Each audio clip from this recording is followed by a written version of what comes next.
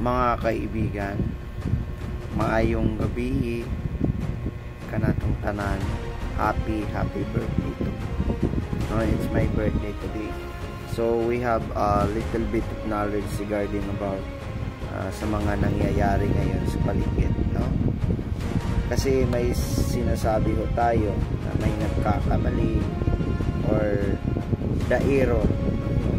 Tinatawag natin mo na siya gingon niya, error in persone, meaning it's all about the mistake in identity or mistaken in identity is enduring one person who is mistaken for another. So a victim is not a sin of a crime, or it's maybe a result to lose or kill someone another on that response. It's all about undetermined evidence of guilt.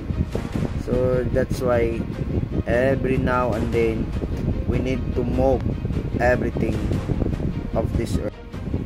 Kasi hindi naman sinasabi ng batas na ganito ganyan ang gagawin natin.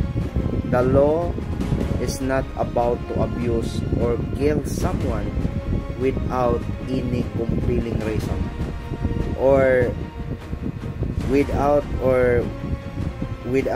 any legitimate action or a milliseconds of element of surprise. Even the theory of law, mga kaibigan. Yan po ang tandaan natin. Kasi hindi ang lahat ng nagkakamali, especially in the process. The one who served faithfully without favoritism about law.